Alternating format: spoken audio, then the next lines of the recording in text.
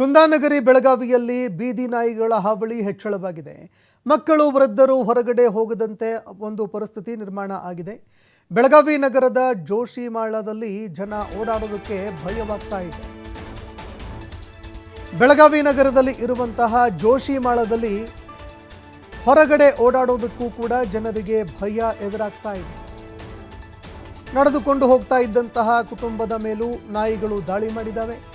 ಈ ನಾಯಿಗಳು ದಾಳಿ ಮಾಡುವಂತಹ ಭೀಕರ ದೃಶ್ಯ ಸಿಸಿ ಕ್ಯಾಮೆರಾದಲ್ಲಿ ಸೆರೆಯಾಗಿದೆ.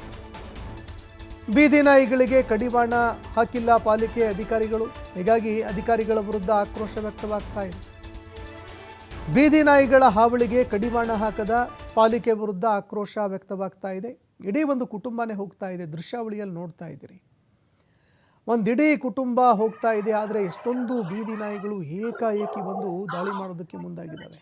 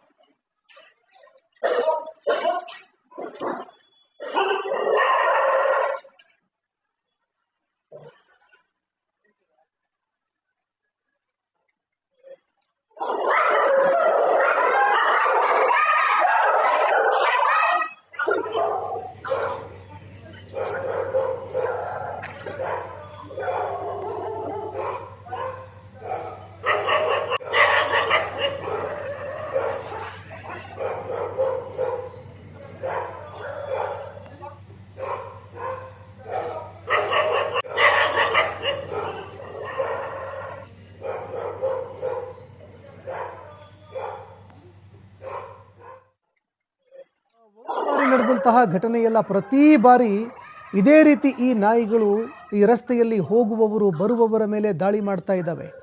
ದೃಶ್ಯಾವಳಿಯಲ್ಲಿ ನೋಡ್ತಾ ಇದ್ದೀರಿ, ಇದು ರಾತ್ರಿ ನಡೆದಿರುವಂತಹ ಘಟನೆ. ಇನ್ನು ಮತ್ತೊಂದು ವಿಡಿಯೋ ಕೂಡ TV5 ಕನ್ನಡಕ್ಕೆ ಲಭ್ಯ ಆಗಿದೆ. ಅದು ರಾತ್ರಿ ಹೊತ್ತಿನದ್ದೇ.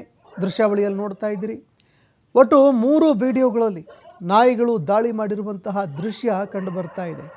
ಅದು ಒಂದೆರಡು ಬಾರಿಯಲ್ಲ, ಮತ್ತೆ ಮತ್ತೆ ಈ ನಾಯಿಗಳು ದಾಳಿ ಮಾಡೋದಕ್ಕೆ ಪ್ರಯತ್ನ ಮಾಡ್ತಾ ಇದ್ದಾವೆ. ಆದರೆ ಅನೇಕರು ತಮ್ಮ ಜೀವ ಕೈಯಲ್ಲಿ ಹಿಡ್ಕೊಂಡು ಇಲ್ಲಿಂದ ಪ್ರಯಾಣ ಮಾಡುವಂತಹ ಪರಿಸ್ಥಿತಿ ನಿರ್ಮಾಣ ಆಗ್ತಾ ಇದೆ. ಸಣ್ಣ ಪುಟ್ಟ ಮಕ್ಕಳು ಬಂದ್ರಂತರೂ ಮುಗಿದೋಯ್ತವ್ರ ಕತೆ. ಏನು ಬೇಕಾದರೂ ಅನಾಹುತ ಸಂಭವಿಸಿಬಿಡಬಹುದು. ಆದರೆ ಅಧಿಕಾರಿಗಳು ಏನು ಮಾಡ್ತಾ ಇದ್ದಾರೆ ಅನ್ನೋದೇ ಗೊತ್ತಾಗ್ತಾ ಇಲ್ಲ. ಅಧಿಕಾರಿಗಳ ಗಮನಕ್ಕೆ ಎಷ್ಟೇ ಬಾರಿ ತಂದರೂ ಕೂಡ ಗಾಢ ನಿದ್ರೆಯಲ್ಲಿ ಅಧಿಕಾರಿಗಳು ಜಾರಿದ್ದಾರೆ. ಈಗಾಗಲೇ ಸುಪ್ರೀಂ ಕೋರ್ಟ್ ಆದೇಶ ಕೂಡ ಮಾಡಿದೆ. ಶೆಲ್ಟರ್ಗಳನ್ನು ನಿರ್ಮಾಣ ಮಾಡಬೇಕು, ಬೀದಿ ನಾಯಿಗಳ ಆಟಾಟೋಪಗಳಿಗೆ ಕಡಿವಾಣ ಹಾಕಬೇಕು. ಯಾರಾದರೂ ಈ ಬೀದಿ ನಾಯಿಗಳನ್ನು ದತ್ತಕ್ಕೆ ಪಡಿತಾರಾ, ದತ್ತಕ್ಕೆ ನೀಡಬೇಕು. ಹೀಗೆ ಎಲ್ಲ ರೀತಿಯಲ್ಲೂ ಕೂಡ ಸುಪ್ರೀಂ ಕೋರ್ಟ್ನಿಂದ ಆದೇಶ ಆಗಿದ್ದರೂ ಅಧಿಕಾರಿಗಳು ಈ ಕುಂಭಕರ್ಣ ನಿದ್ದೆಯಿಂದ ಮಾತ್ರ ಎಚ್ಚರವಾಗ್ತಾ ಇಲ್ಲ. ಈ ಬಗ್ಗೆ ಮತ್ತಷ್ಟು ಮಾಹಿತಿ ಕೊಡ್ತಾರೆ ಪ್ರತಿನಿಧಿ ಶ್ರೀಧರ್ ಕೋಟಾರಗಸ್ತಿ, ನೇರ ಸಂಪರ್ಕದಲ್ಲಿ ಜಾಯ್ನ್ ಆಗಿದ್ದಾರೆ. ಶ್ರೀಧರ್, ಬೀದಿ ನಾಯಿಗಳ ಆಟಾಟೋಪ, ಉಪಟಳ, ಈ ದಾಳಿಗಳಿಗೆ ಕಡಿವಾಣ ಹಾಕೋದಕ್ಕೆ ಸುಪ್ರೀಂ ಕೋರ್ಟ್ ಕೂಡ ಈಗಾಗಲೇ ಆದೇಶ ಮಾಡಿದ್ದಾಗಿದೆ. ಶೆಲ್ಟರ್ಗಳನ್ನು ನಿರ್ಮಾಣ ಮಾಡಬೇಕು, ಬೀದಿ ನಾಯಿಗಳ ಆಟಾಟೋಪಗಳಿಗೆ ಕಡಿವಾಣ ಹಾಕಬೇಕು. ಆದರೆ ಅಧಿಕಾರಿಗಳು ಏನು ಮಾಡ್ತಾ ಇದ್ದಾರೆ? ಯಾಕಂದರೆ ಒಂದೆರಡು ಬಾರಿ ಅಲ್ಲ, ಅನೇಕ ಬಾರಿ ಇದೇ ರೀತಿ ದಾಳಿಗಳು ನಡೀತಾ ಇದ್ದಾವೆ.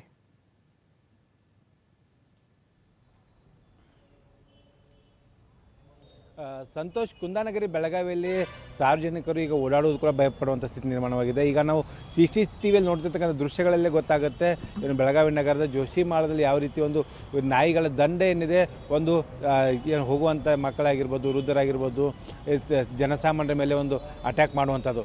ಈ ಬೀದಿ ನಾಯಿಗಳಿಗೆ ಅಲ್ಲಿರ್ತಕ್ಕಂಥ ಕೆಲ ಸ್ಥಳೀಯರು ಕೂಡ ಅದಕ್ಕೆ ಏನು ಆಹಾರವನ್ನು ಹಾಕುವಂಥ ದೃಶ್ಯಗಳು ಕೂಡ CCTVಯಲ್ಲಿ ಸೆರೆಯಾಗಿದ್ದಾವೆ. ಇದು ಒಂದು ಭಾಗ. ಆದರೆ ಸಂತೋಷ್, ಬೆಳಗಾವಿ ನಗರ ಆಗಿರ್ಬೋದು ಮತ್ತು ಬೆಳಗಾವಿ ಜಿಲ್ಲೆ ಸೇರಿದಂತೆ ಇಲ್ಲಿವರೆಗೆ 19,000 ಈ ರೀತಿ ಬೀದಿ ನಾಯಿಗಳು ಕಚ್ಚಿದಂಥ ಪ್ರಕರಣಗಳು ದಾಖಲಾಗಿದ್ದಾವೆ.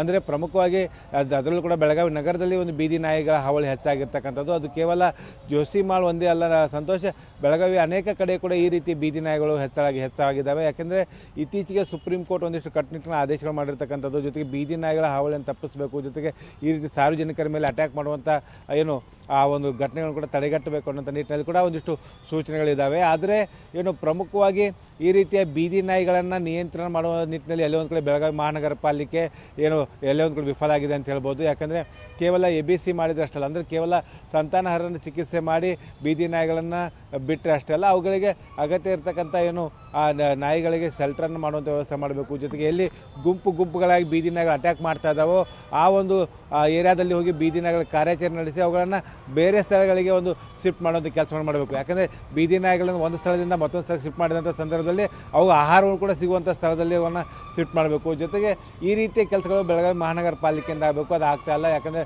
ಬೆಳಗಾವಿ ಮಹಾನಗರ ಪಾಲಿಕೆಯಲ್ಲಿ ಈಗ ಏನಂದರೆ ಒಂದು ಕಡೆ BJP ಆಡಳಿತದಲ್ಲಿದೆ, ಮತ್ತೊಂದು ಕಡೆ ಸರ್ಕಾರದ ಏನಂದರೆ ಕಾಂಗ್ರೆಸ್ ಸರ್ಕಾರ ಅಧಿಕಾರದಲ್ಲಿರ್ತಕ್ಕಂಥದ್ದು.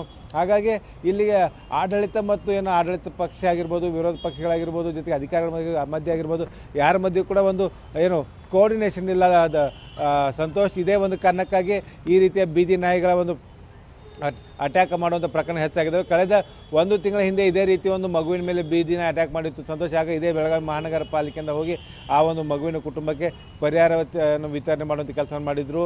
ಜೊತೆಗೆ ಇದೊಂದೇ ಅಂಶ ಅಲ್ಲ ಸಂತೋಷ್, ಈ ಒಂದು ಬೆಳಗಾವಿ ನಗರದಲ್ಲಿ ಎಗ್ಗಿಲ್ಲದೆ ಏನು ಅನಧಿಕೃತ ಮಾಂಸ ಮಾರಾಟ ಮಾಡುವಂಥ ಏನು ಅಂಗಡಿಗಳಿದ್ದಾವೆ. ಹಾಗಾಗಿ ಅವ್ರು ಎಲ್ಲೆಂದರಲ್ಲಿ ಅದರ ತ್ಯಾಜ್ಯಗಳನ್ನು ಎಸೆಯುವುದು ಮತ್ತು ಈ ಒಂದು ಹೋಟೆಲ್ಗಳಲ್ಲಿರ್ತಕ್ಕಂಥ ಏನು ಈ ಒಂದು ಆಹಾರ ಪದಾರ್ಥ ಅವು ಕೂಡ ಎಲ್ಲೆಂದರಲ್ಲಿ ಎಸೆಯುವುದು, ಈ ರೀತಿಯ ಒಂದು ಘಟನೆಗಳೇನಾಗ್ತದೆ. ಇದರಿಂದ ಬೀದಿ ನಾಯಿಗಳ ಹಾವಳಿ ಕೂಡ ಹೆಚ್ಚಾಗ್ತಾ ಇದೆ. ಇದರಿಂದ ಏನಂದರೆ ಬೆಳಗಾವಿ ನಗರದಲ್ಲಿ ಈಗ ಸಾರ್ವಜನಿಕರು ಸುರಕ್ಷಿತವಾಗಿಲ್ಲ. ಮಕ್ಕಳು ಆಗಿರ್ಬೋದು, ವೃದ್ಧರಾಗಿರ್ಬೋದು, ತಮ್ಮ ಮನೆಗೂ ಕೂಡ ತಾವು ಏನು ಭಯಪಡ್ತಾನೆ ಹೋಗುವಂಥ ಒಂದು ಸನ್ನಿವೇಶ ಸೃಷ್ಟಿಯಾಗಿದೆ. ಅಷ್ಟೊಂದು ಪ್ರಮಾಣದ ಬೀದಿ ನಾಯಿಗಳಿದ್ದಾವೆ.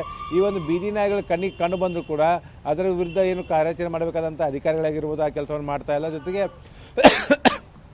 ಏನು ಪ್ರಮುಖವಾಗಿ ಬೆಳಗಾವಿ ಮಹಾನಗರ ಪಾಲಿಕೆಯಲ್ಲಿರ್ತಕ್ಕಂಥ ಸ್ಥಳೀಯ ನಗರ ಸೇವಕರಿಂದ ಅವರು ಕೂಡ ಒಂದು ಸಮರ್ಪಕವಾಗಿ ಕೆಲಸ ಮಾಡ್ತಾ ಇಲ್ಲ ಅನ್ನೋ ಆರೋಪ ಕೂಡ ಒಂದು ಸಾರ್ವಜನಿಕರಿಂದ ಕೇಳಿ ಬರ್ತಾ ಇದೆ ಸಂತೋಷ್.